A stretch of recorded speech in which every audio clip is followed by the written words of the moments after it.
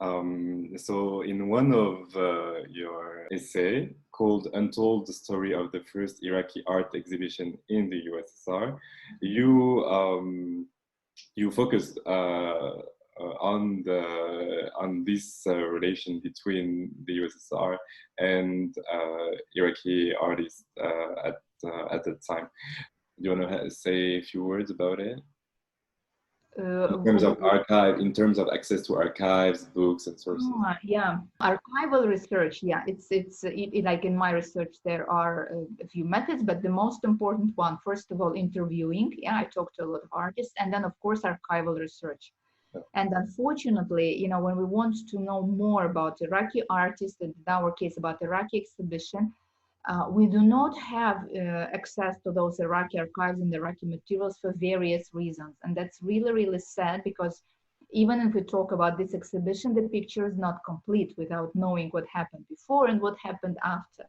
So that's why I concentrate only on this particular period in the Soviet Union, because that's all what I have, you know. But I don't know what happened. And I'm not sure what was the idea from the very beginning, how these artists were selected in Baghdad. I wish I could, then it would give me better understanding, but I don't have this. So I sincerely hope that, you know, future researchers or whoever just takes over, and then we can create a very interesting chapter if we talk about the Iraqi art, only if we take this exhibition as an example. I'm not talking about the rest of artists, because museum was looted, as you know. Yeah, so many artworks are missing, archival materials are missing, and only thanks to those researchers that are working very hard, those scholars that are publishing from abroad, we do manage to gather and to protect and to collect this information. So yes, archival research is really very important, plus interviewing in my case.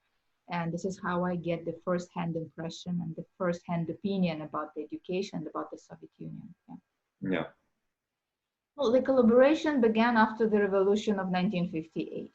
So of course, the Soviet Union was so much pro-Iraqi, they were supporting Iraq a lot during that period. And even artistic-wise, the collaboration became quite quickly. I mean, this agreement was signed, and there was exchange of an art and artists and movies and books and whatever, just name it. This exhibition, why I actually concentrated on this particular exhibition of 1959, and that's the official poster, because I found so-called visitors logbook. That was actually the first thing which I found. It's the visitors logbook, the visitors reference book, where they were writing their opinion about this exhibition. And after reading this book, this is what I found so fascinating: the variety of opinions, that their opinions were varied so greatly. And then gradually I was like digging more and more into that exhibition. I discovered that it was a very important event in the art history of Iraq, we can say, because this exhibition was set up immediately after the revolution. And as far as I know, future researchers might correct me, but as far as I know, the first venue was Iraq. Okay, it was exhibited in Baghdad. I'm not sure about the content. I think it was quite different. And then this exhibition of the revolution traveled to China, as far as I know. Then from China, and this definitely, yes, it came to the Soviet Union. They were trying to make sure that it opens exactly 1 year after the revolution, but for various reasons it was a little bit later. But yes, that was the exhibition, Contemporary Art of Iraq, dedicated to the first anniversary of the revolution, after the Soviet Union went to Poland, and then I think to Czechoslovakia. But again, future researchers probably will correct me, and I hope someone will look into this very, very interesting subject about the evolution of the exhibition, I would even say, because exhibition changed depending on every country. So yes, for the Soviet Union, it was a state commission, we can say. It was a state decision to have this exhibition. So the exhibition took place, more than 200 works, very interesting exhibition. Exhibition definitely not within the concept of the socialist realism, and there was exchange of letters between the museum director, and that's the Museum of Oriental Art, and between the ministry. And they were telling us, I'm sorry, there's so many formalist artworks, but I mean, you know, politics, exhibition had to take place. it opened, and it was a traveling exhibition in the Soviet Union. So we have Moscow venue, then it went to Baku as the capital of Azerbaijan. Yeah, and this is a wonderful archival image with a huge poster which says the exhibition of Iraqi art. And from Azerbaijan, it traveled to Odessa, nowadays in Ukraine, and then from Odessa, it went to Poland. Catalog was not a catalog, just a list of artists. Unfortunately, no official catalog, just a list of artists with the names of their works. It included not only fine art, but also applied art. It was also quite important for the Soviet Union to include the works of applied art artists. And if I remember, of course, from the correspondence, we know that the original exhibition included only 100 works, and they were the works of revolutionary artists or the young artists, the beginners, and that the museum actually in Moscow requested additionally 100 works to strengthen the quality of the exhibition. And this is where getting the names of Jawad Salim, yes, and Hafiz Rubi and Mahmoud Sabri and so many other artists were added actually eventually. And then the logbook of the visitors, it just shows that there was no unity of opinions in the Soviet Union. Even though the socialist realism was there, the concept, the opinions were so different. There was criticism that certain works or the sculpture of Jawad Salim wasn't really clear, yeah, that people couldn't comprehend this exhibition.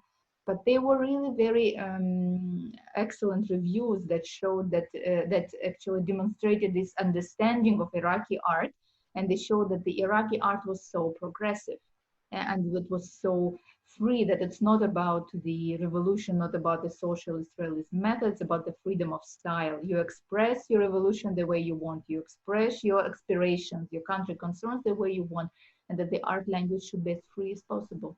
So yeah, I found this a very interesting example, and I hope that the future researchers will continue, you know, the history of the exhibition of the revolution. Yeah.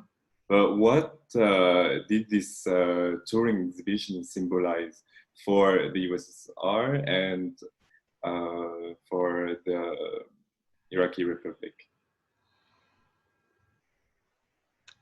For Iraqi Republic, I think it was against soft power. It was a political message. It was soft power, and it's interesting that after the revolution, it began its journey so quickly, so fast. For the Soviet Union, to be honest, I don't think it had any major impact. Mm-hmm. It was just, again, this political commission, you know, when the museum director receives the letter from the ministry, which says, you know, from this to this date, you will have this exhibition, full stop. They did their best for the opening ceremony. They did their best opening reception. Yeah, they did their best in displaying this art. Television was there. Articles were very good. There were a number of articles in various journals and newspaper. But I don't think it had a major impact, to be honest. Yeah. It's more important from the Arab art point of history. Yeah, but in the Soviet Union, there were a lot of exhibitions like that, you know. And unfortunately, I don't know if it was attended by, we have numbers and they're not that bad, actually, the attendance of the exhibition. Yeah. Mm-hmm. But I'm not sure that it had any kind of major impact, you know. Yeah. Mm-hmm. Just an event, yeah. So in this essay, you wrote that the director of the Baku Museum, Qasim Zadeh, described the exhibition as, I quote, a major event in the cultural life of the city. It forms strong ties between the Iraq and Azerbaijan people. So this is the example of Azerbaijan, but in more generally, what was the reception of the Soviet public for the Iraqi exhibition? No, it was well received, as we can judge from those, from the logbook of the visitors. And I found two records, one Moscow logbook and the second is Baku one. And I think that the audience in Moscow was more conservative, or probably they didn't want to write anything else because, you know, Moscow itself is, you know, the capital and it's more conservative. Baku logbook was very interesting. This is where people were more free to express whatever they thought. But I would say it was well received. I was really well received, you know, because the art was different. It was something new. It's the year of 1959, 2 years after the festival. And this year is the year of the festival, 1957, and between December 1962, but that's a different story, that so-called Manesh exhibition in Moscow. This sort of roughly 5 years were relatively liberal years if we are talking about art. So many exhibitions took place, so many artists came and art exchange, and even this exhibition of so-called, well, formalist art, we can say. Yeah, there were a lot of formalist artwork, abstract artwork. So I mean, it was really well received. It was very good exhibition. Yeah. So you previously mentioned the social realism movement. So can you just give us a definition of this theory, artistic theory, and what was the impacts on the artworks of the Arab artists during this period? Well, that's another also quite extensive subject. Ismael Al-Cheikhli watermelon salads you're showing now, that's definitely not the socialist realism. That's definitely formalist artworks if we judge it from the Soviet point of view. The socialist realism, first of all, it was defined as a method. Yeah, it was defined as a method in the 1930s. It's a very complicated definition. It's a preferred method of expression, yeah, preferred by the state, method of expression, not only related to fine art, to music, performing art, theater, literature, and so on. We art historians now agree that if we're talking about fine art, it's not so much method, but it's already style. Because any style, because method would allow, would give you a freedom of style, freedom of expression, but not in the case of the socialist realism. So socialist realism, it's a name of a state commission, from the state to an artist. So state, this is what the state was going to pay money for. This is what state is going to commission. This is what the state expects from an artist. So if you want to be close to a state, this is what you're supposed to do. No one sort of restricts you from doing whatever you want, but you cannot exhibit. You're not going to be commissioned. You're not going to be paid. And if it's really something not acceptable, you might be even prosecuted. The socialist realism, whatever style or method, it was the language of politics. Yeah? The language of the language of the revolution, the language clear, usually, and easily comprehended by general people. I'm talking about the Soviet period. So that's why this language is which proclaims the superiority of the states, yeah, that promotes the state rule, that actually promotes whatever the state is doing. Of course, it's a preferred language because it's quite difficult to express how brilliant the Soviet state is through the language of abstract art. It's not going to be kind of clear. So yeah, that was the language of the art education. But you know, by the evolution of this method / style is quite interesting by itself, because you don't even have, you have more or less the date of the beginning, 1930s, 32, 34, there were different events associated with it, but then it kind of died out by 1990s. So we don't even have like the date that it ended. So in 60s, it was something else. In 70s, it's already lost nearly all its meaning. It was just there as a control weapon. That's it. Just as a control weapon. If you want to be close to the state, that's what you're supposed to do. Arab artists, I mean, they understood it. They understood that, yes, it's quite interesting idea that the state prefers this language. Yeah? So if you want to be close to the state, regardless whether it's Syria, Iraq, or anything else, the language of realism is a good language because the state would prefer it, because this explains so many different things. But if you want to be a free artist, it's up to you. You choose your own style, you choose your own method. So the freedom and the choice is yours. So socialist realism, it was never adopted as a dominant style in any of the Arab states. Yeah, it was sometimes, we can say it was preferred style in Iraq or in Syria, preferred, but it was never announced like a dominant one, and that all other artists are, you know, because the situation was completely different. Everything was different. I mean, collectors existed in 50s and in 70s. Institutions, art institutions were acquiring different types of works.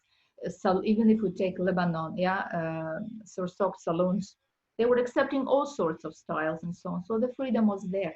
So for the Soviet Union, the story is something else. On Arab artists, I wouldn't say it had any impact. I mean, they learned, they understood, Yeah. and they went on. Then they went. Yeah. And so you said this painting of Ismael Al-Cheikhli is former art. This one from the Iraqi exhibition. This is the one that was exhibited, one of a few works I did manage to discover because I couldn't locate the exact list of artists and the exact list of their works. I only found the Russian list, and the transliteration is unbearable. I mean, you know, sometimes it's just unbelievable. How could I guess? And a few names I just cannot read. I have no idea, you know, who were these artists. Yes. So among them, this very interesting work, Watermelon Salads, was exhibited in 1959 in Moscow and Baku in Odessa. Not always. You see, this is what's so interesting. Even though they were educated within this, yes, and that would be a preferred style, of course. But what I noticed that students were selecting their own way of expression, if I may call it so. Only really, literally a few works, and I would say, I don't know, 5, 6, 7, you know, they would really fall within this concept of the socialist realism, but probably because that was the best style to express whatever artists were feeling or whatever they wanted to say. Still, artists were selecting different ways of expression. For example, in Nazim Irani, yeah, if we talk about the sorrow, in Nassim al-Basha, I mean, this is not socialist realism, and as far as I know from the son of Nazim Irani, he told me, and what I read in the graduation also minutes of the meeting, the committee was a little bit concerned, you know, with a little bit impressionistic or even, you know, this style of Nazim Irani. So they saw that that's not really within, but, you know, they always had this very safe term, which they used called national art, national influence, or national aesthetics. No? So they were very often, I saw it in these graduation papers, that they were using the term national aesthetic, kind of giving an excuse that the artists were using their own national traditions that came from Syria, Iraq, Lebanon, from anywhere. Yeah? So that was for them kind of, yeah, that was fine. So I mean, it just did not work because this method, it's in the real life, it's not really working. I mean, it's just an enforcement. It's a very limited controlled commission from the state yet, or a tool of domination or a tool of control by the state, and it's not really working. It did not work in the Soviet Union. Obviously it cannot work in the case of Arab artists. Yeah. But even though they were educated within this, they were trying to make sure that they incorporate their own art language, that they incorporate their own style, traditions, memories, or, you know, their own spirit, you know. So a few works only were within the concept of this socialist realism, but majority no. Yeah. Okay. And again, this is definitely not the socialist realism. Yeah, we're talking about formalism, but it was exhibited. You see, politics, the whatever was enforced, yes, upon Soviet artists, Soviet public is something else, but then politics is something else. So when exhibition took place, it took place with these works, including Shaker Hassan al-Said, The Victims, a very good work, very tragic one. You wrote, and I quote, "For the Soviet state, it was important to make sure that Arab art developed in the right direction." Can you explain it? Realism, yeah, the realism, the art language of realism. I mean, they tried to influence. I mean, that was their policy. Yeah, they tried to influence, but as I said, you cannot influence anyone unless you lock and isolate and, you know, completely disperse. But they were trying to influence first by educating those artists within the concept of the socialist realism. Second, by bringing, there was exchange program. So a lot of Soviet artists, art and artists actually traveled and performed and exhibited in those Arab states.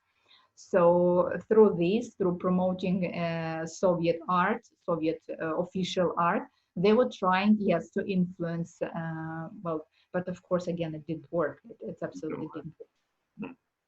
Um, so now what are your next steps concerning your research? Well, I'm concentrating now, first of all, more on students' graduation works. And I will be preparing, and I am preparing an essay dedicated to this subject. And because I really want to look at the end result of this quite important product, yeah, the climax of art exchange, the climax of art educational exchange, of course. And then I want to look more at these various exhibitions, the early ones, Lebanese one, Palestinian one, but that's much later, of course. And it's also quite interesting how this art came for the first time to the Soviet Union, how it was exhibited and how it was received, how it was perceived and how it was seen. So yeah, the research continues. There's so much to do. And I'm really grateful for your interest because I believe more we talk about this, more these artists become known. Yeah. And sooner they take, I would say, a prominent place in the art history books dedicated to Arab art of the 20th century. Yeah. Thank you so much. And you're most welcome to come back to the foundation. Yeah, thank you so much for joining this panel, Olga.